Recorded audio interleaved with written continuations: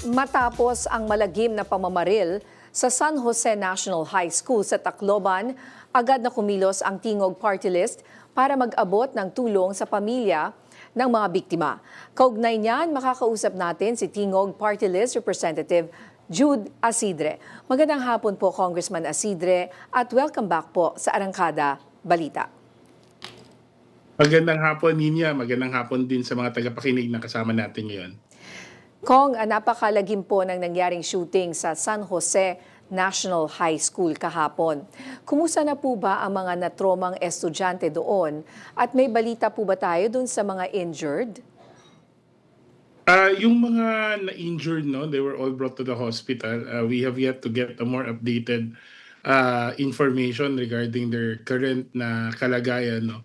Pero sa awa ng Diyos, safe to say marami sa kanila talagang hindi naman ganoon katindi ang yung physical injuries, no. Actually, we're really more concerned on the trauma at distress na nangyari dito. Syempre nandiyan na rin yung mga kailangan ng hospital treatment, which tinutulungan naman natin po sa Tingog Party List. Hindi rin natin na maisasantabi, no, yung loss na pinagdadaanan ng mga pilmilya ng mga namatayan na estudyante. To be honest, I really can't find the words, no, how to describe what has happened in Tacloban yesterday. Ang ginagawa na lang ho natin ay masiguradong lahat ng kailangan ng tulong, lalong-lalo na kasi minsan yung attention napupunta talaga doon sa mga, at dapat rin naman doon sa mga na-injure, doon sa mga namatayan. Pero sana hindi rin natin makalimutan yung buong academic community na for sure ngayon is really undergoing significant trauma of what had happened yesterday. Actually po, now that you mentioned that, napaisip rin po ako, no, nabibigyan ng, kumbaga, time in the, I don't want to say it, limelight, itong mga gunmen, di ba? Itong mga shooters na ito. What about those who sacrifice their lives, especially yung isang lalaki na pinilit po niyang isara yung pinto? I mean, itong bata na to should be a hero, hindi ho ba? Dahil kung di dahil sa kanya, di ba, ay mas marami pang naging biktima doon sa, lalong-lalo na doon sa silid-aralan na yon.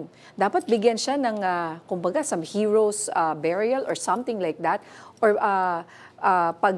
pagbibigay pugay sa mga batang ito. Niya syempre, no, ito yung pangalan ng bata, si Chris Lawrence Fabian, no, 15 years old. And I don't know, everything naman is based on the videos that we've seen. Yes. And also from the accounts na binigay ng mga survivors. No? And we've seen, parang hindi nagdalawang isip yung bata, no, na gawin yung dapat, even at the expense of his own life. Pasensya na niya, talagang napakabigat kung iisipin mo nung nangyari kahapon. Although wala kami sa Tacloban, kababalik ko kahapon galing sa Buanga, pero nung nabalitaan ko yung nangyari at nakita ko yung mga reports, because these are very familiar places to us. It happened in our own backyard, no? And we really hope, although kahapon talagang nag-mobilize tayo ng ating mga staff sa Tacloban, makapaghatid ng kaagarang tulong, financial and medical assistance sa mga sa wounded, tapos yung mga namatayan. Pero it's like the whole city actually grieves with all these people, and even yung mga ngayon nga inaayos natin kung paano tayo makakatulong dun sa psychological first aid na gaganapin starting tomorrow dun sa mga estudyante at mga guro. Ayun nga po, ano. Sa tingin niyo po ba, ano kaya yung pwedeng maging gawin ngayon given this incident, especially pagdating sa security ng eskwelahan, Kong? Well, of course, the basics have to be observed, no? Nakita na natin how we can, kung saan tayo nagkulang with regards to ensuring the safe. Although, I have to be honest with you, hindi naman siguro inasahan ng nakakarami itong nangyari kahapon, no? Pero, but then again, these kids are supposed to be in a place of safety, no? They're supposed to be in a place that they should be secure. Unfortunately, this happened, and it's a wake-up call for us to really see how we can improve the security in our schools.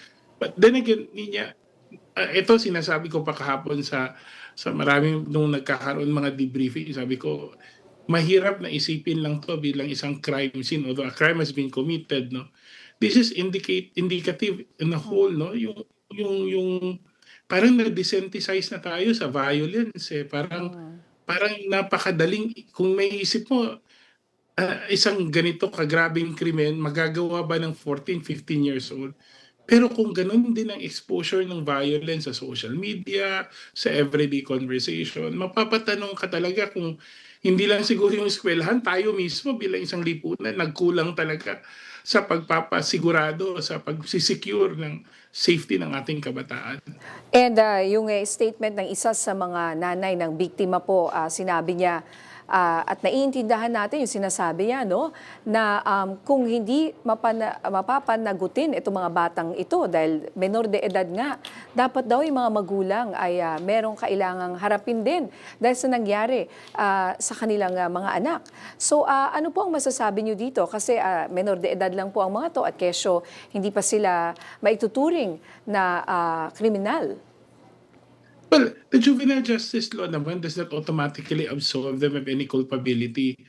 In fact, in the coming days magkakaroon dun ng determination whether meron talagang criminal responsibility yung bata, 'no. So there will be a process to assess the psychological and behavioral status of the suspects, no.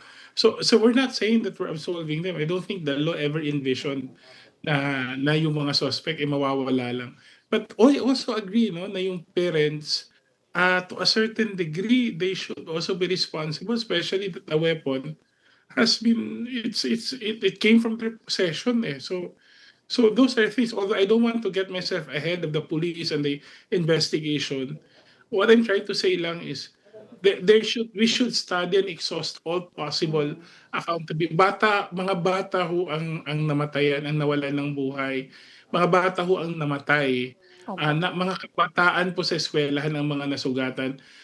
Na marapat lang ho na talagang we go to the bottom of this. Let's really see how we can hold people accountable, including those adults responsible sa pagpapalaki ng mga batang ito.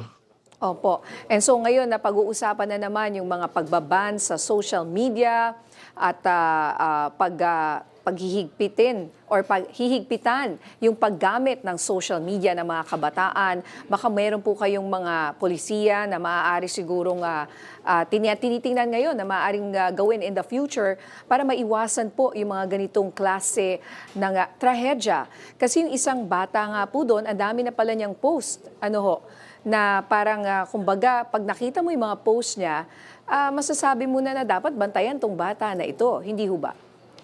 Yes, actually nung may mga screenshots na kumakalat sa social media, although I think it has yet to be verified, na itong conversation has been ongoing for weeks na pala. Mm. Talagang pinag-uusapan na nila.